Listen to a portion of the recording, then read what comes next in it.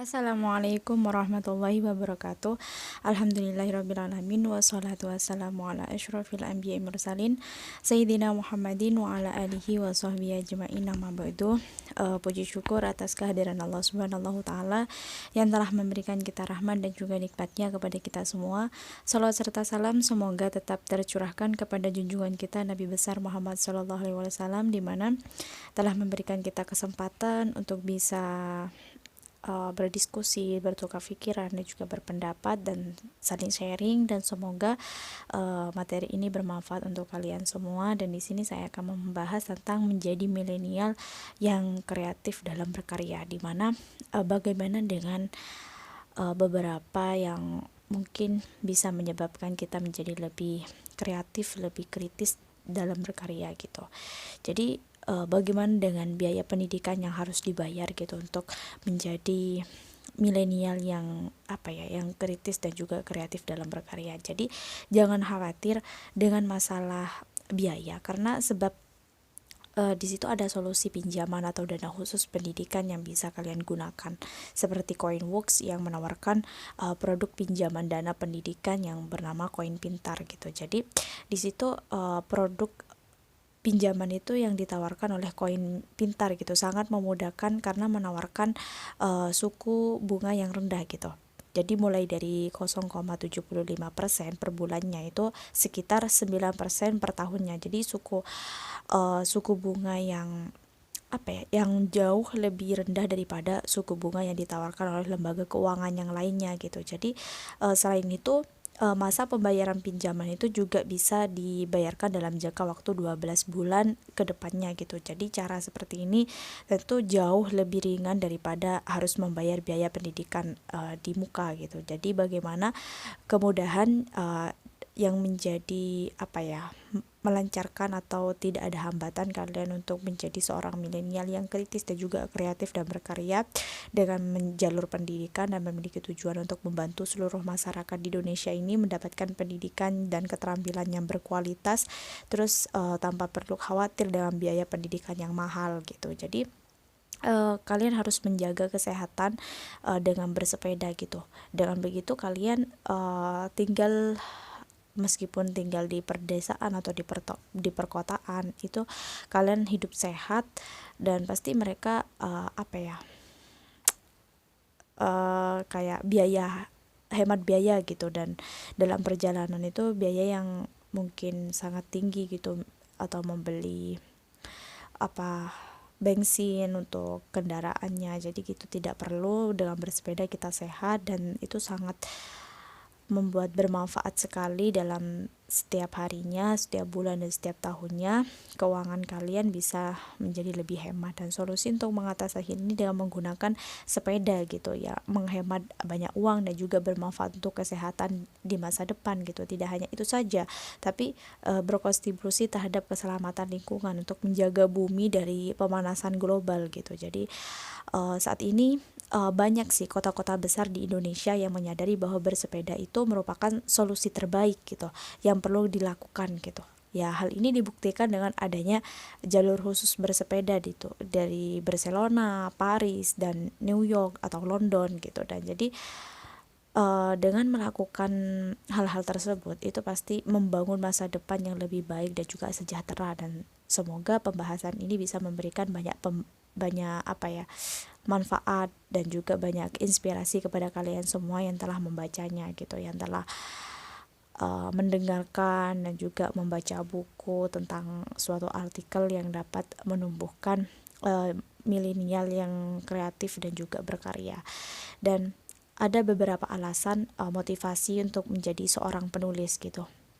Di situ ada beberapa penggalan kalimat yang ditinggalkan oleh seorang penulis atau sastrawan di Indonesia yang cukup fenomenal dan juga kontroversial. Ini mungkin bagi sebagian orang itu biasa, tapi tidak begitu tidak biasa gitu menurut saya gitu.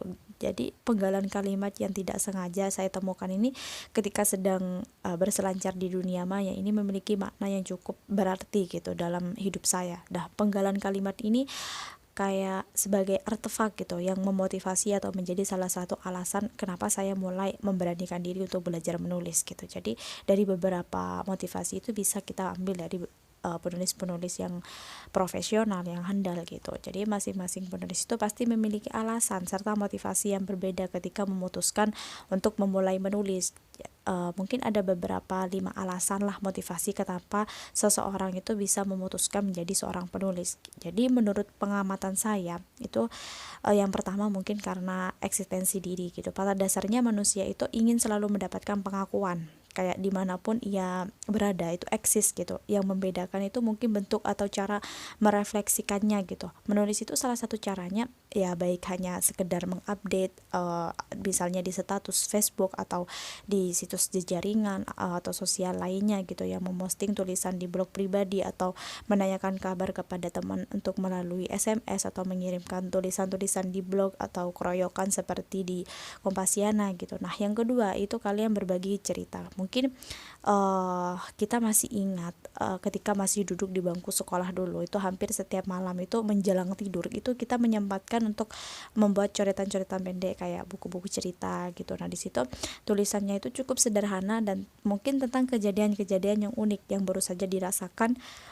dalam satu hari gitu. Nah, baik itu cerita sedih, bahagia, kecewa, atau waktu pertama kali kita tertarik kepada lawan jenis gitu. Nah, yang ketiga itu menjadi profesi, dimana menjadi profesi ini sangat sangat membantu kita gitu. Seorang penulis itu memang menjadi sebuah profesi yang menjanjikan.